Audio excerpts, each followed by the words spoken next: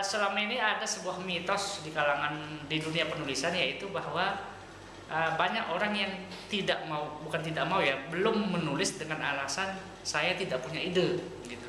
Dia menunggu idenya nggak datang-datang, ya udah dia akhirnya nggak menulis. Padahal sebenarnya berdasarkan pengalaman banyak orang, itu ide itu sebetulnya menunggu kita. Dia yang nunggu. Jadi kalau kita nunggu ide, ya jadinya tunggu-tungguan. Kita nunggu di sini, dia nunggu tadi mana gitu. Ya nggak bakal ketemu gitu loh. Nah, jadi kalau misalnya tadi di bagian awal saya jelaskan mengenai kiat menulis bebas. Jadi kalau kita menulis apapun yang muncul di pikiran kita, misalnya saya lagi jengkel, langsung aja tulis saya lagi jengkel gitu. Jadi banyak orang yang setelah menerapkan kiat menulis bebas, sebelum menulis dia tidak punya ide sama sekali. Tapi begitu dia mulai menulis, tiba-tiba saja banyak ide baru yang bermunculan. Pengalaman saya juga ketika saya produktif menulis, itu tanpa saya sadari hampir setiap hari ide-ide baru selalu muncul. Bahkan saking banyaknya itu saya sampai kewalahan. Sampai hari ini saja saya banyak punya utang ide, ide. Jadi ide-ide tertentu yang belum sempat juga saya tulis. Tapi dulu pernah saya selama 8 tahun berhenti menulis. Pada saat itu yang namanya ide juga nggak pernah muncul gitu.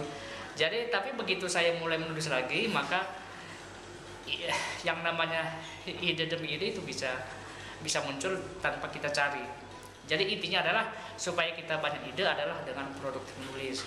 Selain itu juga kalau misalnya kita harus menulis, misalnya kita ingin ikut lomba atau misalnya dapat tugas dari kantor sebagainya untuk menulis, padahal kita tidak punya ide, ide itu bisa kita cari dengan cara mind mapping ya. Jadi satu kata misalnya bola dikembangkan jadi bola, pemain sepak bola, penjual bola, anak-anak bermain bola segala macam kita kembangkan. Atau dengan seperti di jurnalistik itu adalah 5W1H gitu. Jadi kita bikin apa, bola itu apa, siapa yang buat, siapa yang jual gitu. Kemudian where, di mana mendapatkan bola, di mana menjual bola segala macam. Kemudian why, kenapa harus menjual bola, kenapa harus main bola segala macam. Dari situ nanti kita akan dapat banyak ide baru. Nah begitu. Jadi ide itu tanpa kita cari pun bisa kita dapatkan bila kita produktif menulis. Sedangkan kalau kita cari sendiri pun bisa dengan cara mind mapping atau 5W1H.